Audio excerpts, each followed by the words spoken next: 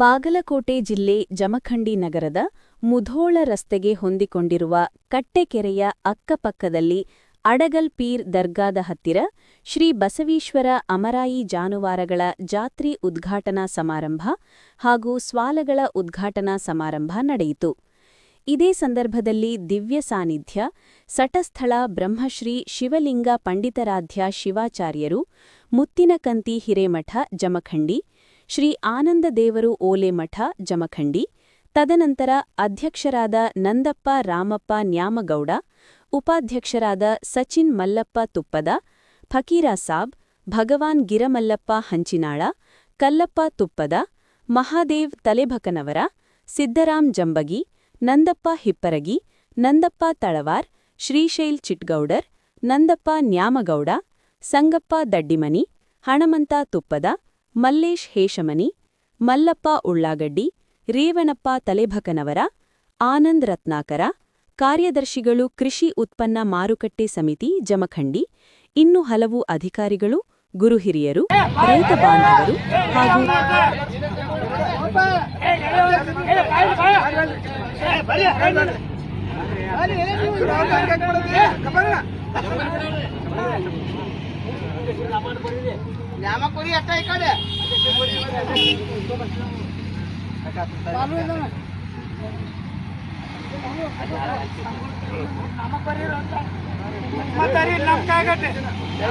ಭಾಗವಹಿಸಿ ಯಶಸ್ವಿಗೊಳಿಸಬೇಕೆಂದು ಕೇಳಿಕೊಳ್ಳುತ್ತೇನೆ.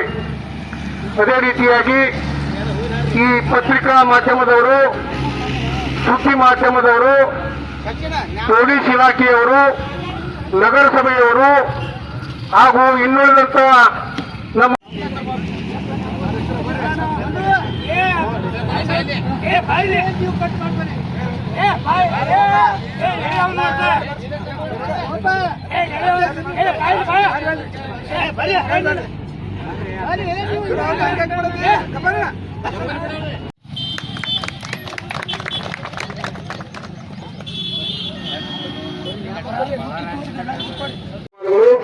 ಈಗ ಸ್ಟಾಲ್ಗಳನ್ನು ಉದ್ಘಾಟನೆ ಮಾಡಲಾಗುವುದು. ಒಬ್ಬೊಬ್ಬರು ಹಿರಿಯರು ಹಾಗೂ ಅಧಿಕಾರಿಗಳು ಈ ಸ್ಟಾಲ್ಗಳ ಉದ್ಘಾಟನೆ ಕಾರ್ಯಕ್ರಮದಲ್ಲಿ ಭಾಗವಹಿಸಬೇಕೆಂದು ಕೇಳಿಕೊಳ್ಳುತ್ತೇನೆ. ಉದ್ಘಾಟನೆ ಮಾಡಬೇಕೆಂದು ಕೇಳಿಕೊಳ್ಳುತ್ತೇನೆ. ರೇಷ್ಮೆ ಇಲಾಖೆ,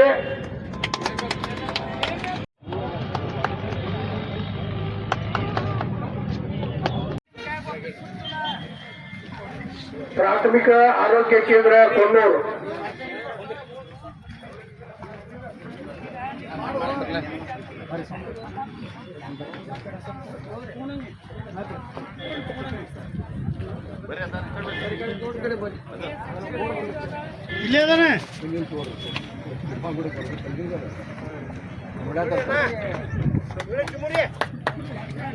ಈ ಕಾರ್ಯಕ್ರಮದಲ್ಲಿ ಭಾಗವಹಿಸಬೇಕು ಎಲ್ಲ ಇಲಾಖೆಯ ಅಧಿಕಾರಿಗಳು.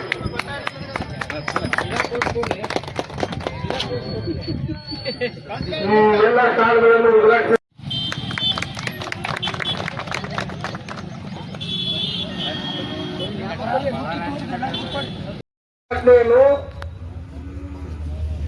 ಸಸಿಗೆ ನೀರು ಉಳಿಸುವ ಮುಖಾಂತರ ಉದ್ಘಾಟಿಸಬೇಕೆಂದು ವೇದಿಕೆ ಮೇಲೆ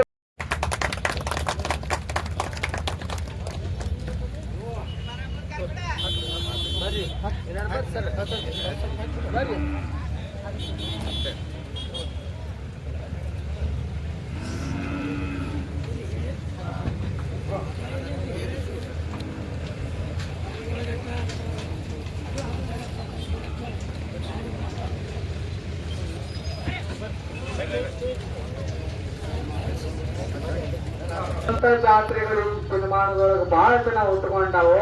ಆದ್ರ ಈ ಜಾತ್ರೆ ನಮ್ಮ ಮನಸ್ಸನ್ನ ಕೆರಳಿಸುವಂತ ಜಾತ್ರೆ ಅಲ್ಲ, ನಮ್ಮ ಮನಸ್ಸನ್ನ ಅರಳಿಸುವಂತ ಜಾತ್ರೆ ಯಾವ್ದಂತಂದ್ರೆ ಅದು ನಮ್ಮ ಜಾನುವಾರ ಜಾತ್ರೆ. ಎಷ್ಟು ಅದ್ಭುತ! ರೈತರಿಗೆ ಮುಡಿಪದು ಜಾತ್ರೆ. ನಮ್ಮ ಹಿರಿಯರು ಏನ ಮಾಡ್ಯಾರಂದ್ರು ಅದಕ್ಕೊಂದು ಕಾರಣ ಇರ್ತದ. ನಮ್ಮ ಜಮಖಂಡಿ ಹಿರಿಯರು ಹೆಂಗದ ಅಂತ ಹೇಳಿದಾರ ಅಂದ್ರೆ ಅದು ದಂಡಿಗೆ ಹೆಚ್ಚು ಮಟ್ಟ ಬಿಡೋರ ಅಲ್ಲ. ಅದಕ್ಕೆ ಬಹಳ ವರ್ಷದಿಂದ ನಾವು ಆ ವರ್ಷದ ಜಾತ್ರೆಗೆ ಬಂದಿದೆ. ಈ ವರ್ಷ ಜಾತ್ರೆ ಬಂದ್ರೆ ಎಲ್ಲ ಹಿರಿಯರು ಕೂಡಿ ಎಷ್ಟು ಅದ್ಭುತವಾದ ಜಾತ್ರೆಯನ್ನ ಬಹಳ ಅಚ್ಚುಕಟ್ಟಾಗಿ ರೈತರಿಗೋಸ್ಕರನ ಒಂದು ಮೀಸಲಿಟ್ಟ ಈ ಜಾತ್ರೆಯನ್ನು ಮಾಡ್ತಾ ಇದ್ದಾರೆ. ಹೌದು, ನಮ್ಮ ರೈತರು ಬೆಳಿಬೇಕಾಗೈತಿ ಇವತ್ತಿನ ದಿವಸ. ಇವತ್ತು ಯಾರ್ಯಾರು ಬೆಳಕತ್ತಾರ ಅಂದ್ರೆ ಬರೇ ದೊಡ್ಡ ಕೋಟ್ಯಾಧೀಶರು ಶ್ರೀಮಂತರಾಗತ್ತಾರ. ಇವತ್ತು ನಮ್ಮ ರೈತರು ಯಾರು ಬೆಳೆಯಲ್ಲ. ಮೈ ಕೆಡೋದು ಸಾಕು. ರೈತ ದೇಶದ ಬೆನ್ನೆಲುಬು. ರೈತರ್ಲಿಕ್ಕೆ ಏನ್ ನಡೆಯಂಗಿಲ್ಲ. ರೈತನ ದೇವರು ಎಲ್ಲ ಮೈ ಕೆಡದಾಗ ಅಷ್ಟು ಮಾತಾಡೋದು, ಮತ್ತ ಅವ್ರ ಬಿಸ್ನೆಸ್ ದೊಡ್ಡದು ಮಾಡ್ಕೊಳ್ಳೋದು. ಈಗಿನ ಪರಿಸ್ಥಿತಿಗಳ ಹಂಗ ನಡೆದು ಬಿಟ್ಟವ್.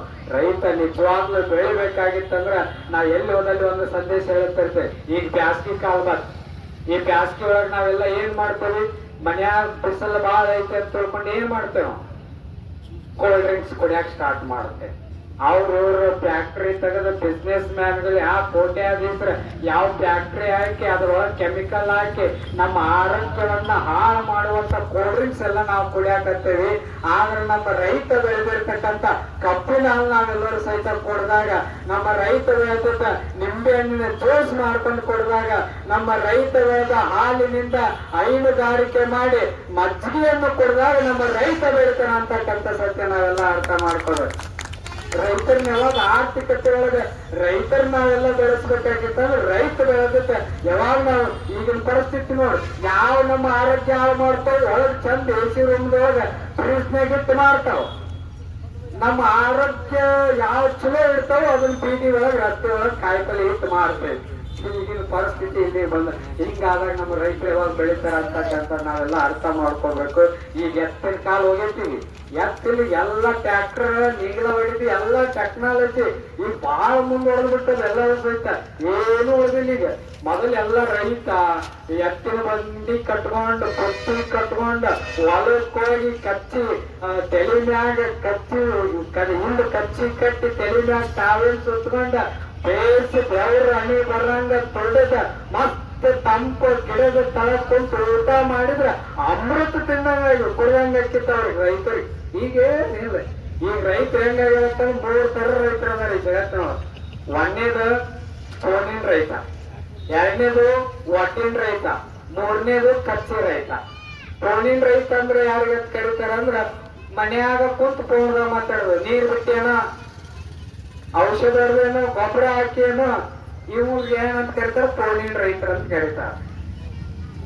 ಈ ಒಟ್ಟಿನ ರೈತರು ಅಂತ ಯಾರಿಗೆ ಕರೀತಾರ ಅಂದ್ರ ಚಲೋ ಇಸ್ತ್ರಿ ಬಟ್ಟಿ ಹಾಕೊಂಡ ಹೋಗಿ ಒಟ್ಟಿನ್ಯಾಗ ಅಡ್ಡಾಡಿ ಎಲ್ಲಿ ನೀರು ಹೌದುಗಳು ನೀರಿನ ವ್ಯವಸ್ಥೆ, ಲೈಟ್ ವ್ಯವಸ್ಥೆ ಅದನ್ನ ಅವ್ರು ಇದ್ದಾಗ ಎಲ್ಲ ಮಾಡಿಸ್ತಿದ್ರು. ಹಂಗ ಮುಂದುವರೆದ ಎಲ್ಲ ರಾಜಕೀಯ ವ್ಯಕ್ತಿಗಳು ಸಹಾಯ ಸರ್ಕಾರಗಳನ್ನು ತೋರಿಸಿದ್ರು. ನಂತರ ನಮ್ಮ ಊರ್ ಹಿರಿಯರು ಇದು ನಮ್ಮ ಊರ್ ಜಾತ್ರೆ ಐತಿ, ಏನೇ ಕಷ್ಟ ಬಂದ್ರು ಇದನ್ನ ಉಳಿಸ್ಕೊತ ಹೋಗೋಣ ಅಂತ ತಿಳ್ಕೊಂಡು ಒಂದು ಸಂಪ್ರದಾಯವನ್ನ ಉಳಿಸ್ಕೊತ ಬಂದಾರ.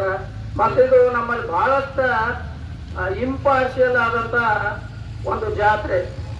ರೇಸ್ಗಳಲ್ಲಿ ಆಗಲಿ ಪಾಸ್ಗಳಲ್ಲಿ ಆಗಲಿ ಉಳ್ಕಿದ್ ಯಾವಲ್ಲಿಯೂ ಒಂದು ಸ್ವಲ್ಪ ವಸೀಲಿ ಗಿಸೀಲಿ ಯಾವುದು ನಡೆಯಂಗಿಲ್ಲ. ಆ ರೀತಿ ಮಾಡ್ತಾ ಬಂದಂತ ಜಾತ್ರೆ ಇದು ಇನ್ನೂ ಹಿಂಗ ಮುಂದುವರಿಲಿ ಅಂತ ನಾವು ಬೇಡ್ಕೊತೀವಿ. ನನ್ನ 2 ಮಾತುಗಳು ನಮಗೆ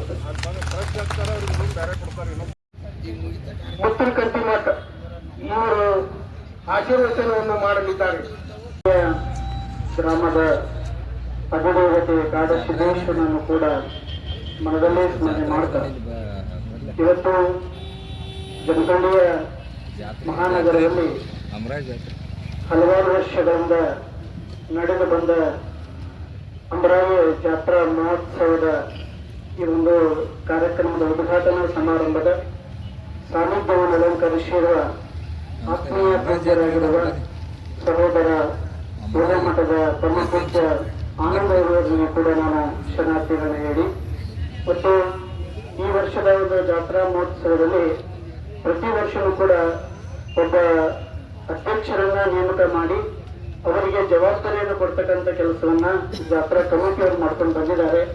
ಈ ವರ್ಷದ ಅಧ್ಯಕ್ಷ ಸ್ಥಾನವನ್ನ ಅಲಂಕರಿಸಿರುವಂತ ನಮ್ಮ ನಂಗಪ್ಪ ನ್ಯಾಮಗೌಡ ಅವರನ್ನು ಕೂಡ ಶರಣಾರ್ಥಿಗಳನ್ನು ಹೇಳಿ, ಮತ್ತು ಉಪಾಧ್ಯಕ್ಷರಾಗಿ ಆಯ್ಕೆಯಾಗಿರ್ತಕ್ಕಂಥ ಸಚಿನ್ ತುಪ್ಪದ್ ಅವರಿಗೂ ಕೂಡ ನಾನು ಶರಣಾರ್ಥಿಗಳು ಹೇಳ್ತಾ, ವೇದಿಕೆ ಮೇಲೆ ಉಪಸ್ಥಿತರಿರುವಂತ ಸಮಯದ ಅಭಾವ ಇರುವುದರಿಂದ ಎಲ್ಲ ನಮ್ಮ ಜಮಖಂಡಿಯ ಜಾತ್ರಾ ಕಮಿಟಿಯ ಎಲ್ಲ ಗುರುಗಳಿಗೂ ಕೂಡ ಶರಣಾರ್ಥಿಗಳನ್ನು ಹೇಳಿ, ಜೊತೆಗೆ ಈ ಕಾರ್ಯಕ್ರಮದಲ್ಲಿ ಎಲ್ಲ ಇಲಾಖೆಯಿಂದ ಬಂದಿರತಕ್ಕಂಥ ಎಲ್ಲ ಅಧಿಕಾರಿಗಳಿಗೂ ಹಾಗೂ ರೈತ ಬಾಂಧವರಿಗೂ ಪತ್ರಿಕಾ ಮಾಧ್ಯಮದ ಎಲ್ಲ ಪ್ರತಿನಿಧಿಗಳಿಗೂ ಕೂಡ ಶರಣಾರ್ಥಿಗಳನ್ನು ಹೇಳ್ತಾ, ಈಗಾಗಲೇ ಉದ್ಯೋಗ ಹೇಳಿದ ಹಾಗೆ ಅದರ ಜೊತೆಗೆ ನಮ್ಮ ತುಪ್ಪದ್ ಸರ್ ಅವರು ಕೂಡ ಹೇಳಿದ್ರು, ಬಹಳ ವರ್ಷದಿಂದ ಈ ಒಂದು ಜಾತ್ರೆ ನಡ್ಕೊಂಡು ಬಂದಿದೆ ಅಂತ ಹೇಳಿದ್ರು.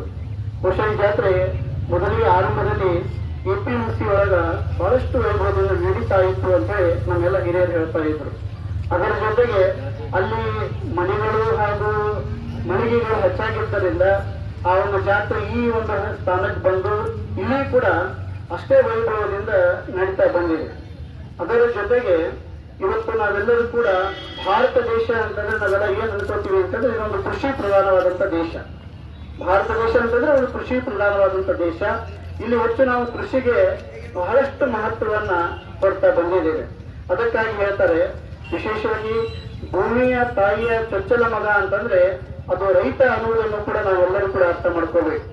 ಅಂತಹ ಒಂದು ಉಪಯುಕ್ತವಾಗಿರ್ತಕ್ಕಂತಹ ಈ ಒಂದು ಕಾರ್ಯದ ಶಿವಲಿಂಗ ಪಂಡಿತಾರಾಧ್ಯ ಶಿವಾಚಾರ್ಯ ಸ್ವಾಮೀಜಿಗಳಿಗೆ ಧನ್ಯವಾದಗಳು.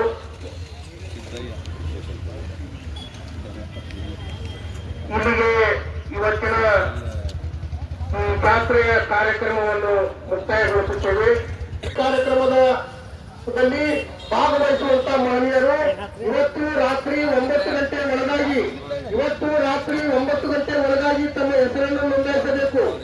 ಇದಾದ ನಂತರ ಇವತ್ತು ಈ ಜಾನುವಾರುಗಳ ಪಾಸಿಂಗ್ ಆಯ್ಕೆಯನ್ನು ನಡೆಸಲಾಗುವುದು.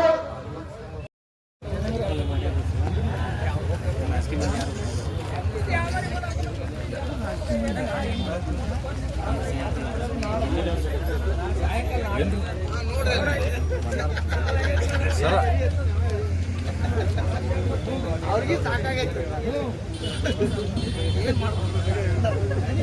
ಕರೆಕ್ಟ್ ಆಗ್ತದೆ. ಸೂಕ್ತ ಅವ್ರೆ ಕರೆಕ್ಟ್ ಆಗ್ತಿಲ್ಲ.